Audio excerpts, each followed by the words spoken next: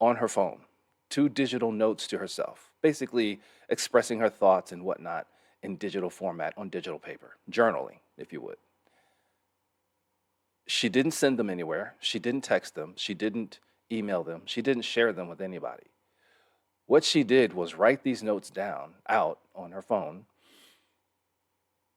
And then she went to the poetry guy's account and looked at posts that were made in the time frame that she'd written these notes to herself. And what she saw was her proof, again, that her devices were compromised, that this person was watching her in real time write this note, because in the note, in one of them, she uses my first name.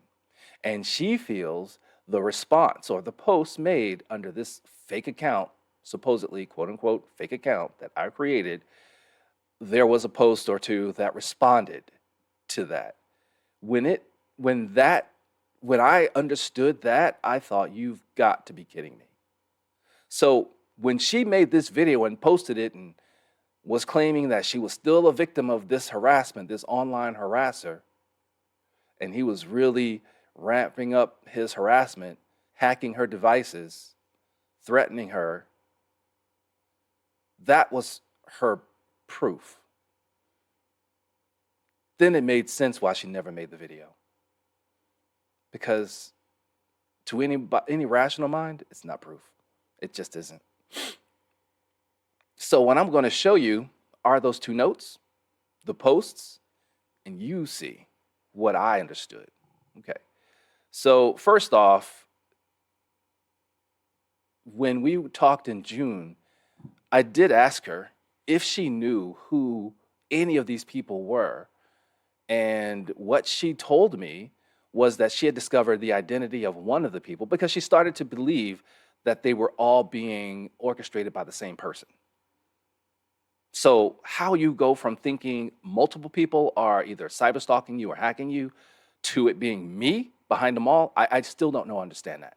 I do not. So, I wish I could shed light on that. I wish I understood it. I can't. And yeah. So, when she told me who she discovered, she showed me this. So, this is a screenshot of a screenshot that she sent me when she told me she had figured out who one of these people were, because this guy, who's the poet guy, gave her his name and his phone number. Now, I blurred the number because I'm not trying to dox this guy online. I'm not trying to give his personal info out.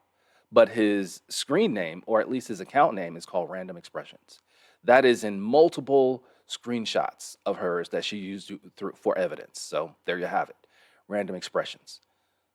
He gave her his number, and he says, hey, whenever you want to reach out in the real world, hit me up on WhatsApp. I guess she never did. When I saw that, I don't know if she did or not, but when I saw that number, I thought, oh, wait a minute, that's an international number. And I don't know that she called it. I honestly don't know. I wouldn't be surprised if she did message him, but still went forward with this craziness anyway. Nevertheless, this is the guy that she says I have forged a fake life for. This man has a business. He has a website for his business. He has his social media presence.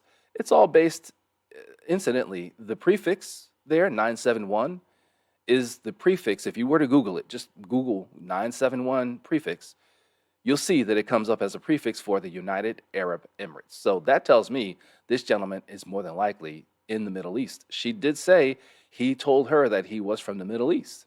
Maybe he lived in UK, I'm not sure, but nevertheless, his ethnic origin is the United Arab Emirates, I believe. Okay, so she told me this guy was who it was, and yet goes to the police and the courts saying that I'm this guy. Still don't get it. Okay, so this is the first letter she wrote to this guy in August. You see this timestamp there, 10 p.m. I'm just going to scroll this item so you can take a look at it yourself and read for yourself what her thoughts are, what her statements are.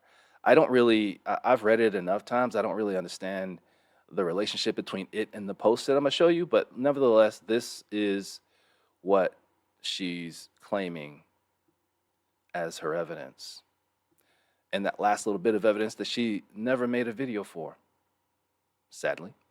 Okay, so you can see it's all written there, right? All right, so here's the first post. She goes to this guy. She goes to his account, and the first thing she the first thing she sees is this post written or posted at, let's see, if we, yeah, 10:06 p.m.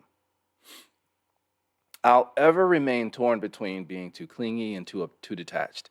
I'm assuming she's looking at that as as being an answer to us being together or wanting us to be together. I don't know.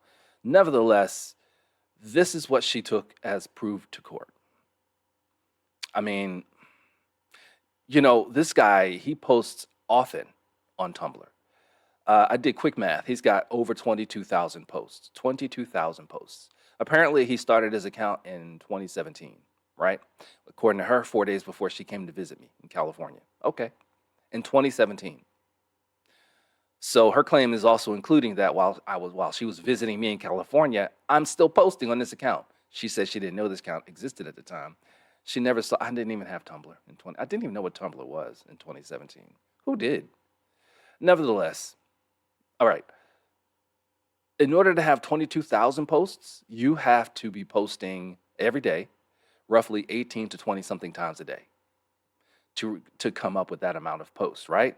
So if you've got that many posts, there's a good chance that a person looking through your blog can find a post that matches anything they wanted to match or they can read into. That's what she's done. She's looking at all of these posts and reading into them and says, yep, that's my proof. That's what she's done. Here is, okay, so here's the other post. Men also cry worse than infants, because again, I think she's asking him, the letter here, if I was affected by anything.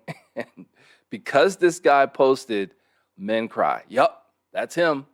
This is what she took to court. Imagine somebody taking something so random and unconnected to you to court and possibly having you incarcerated for real, in real life. It's one thing to faint or shame somebody or flame somebody online. Okay, I won't like it, but I ain't gonna cry over it. No, this person tried to take my freedom based on this. This was written at 11 p.m., same night.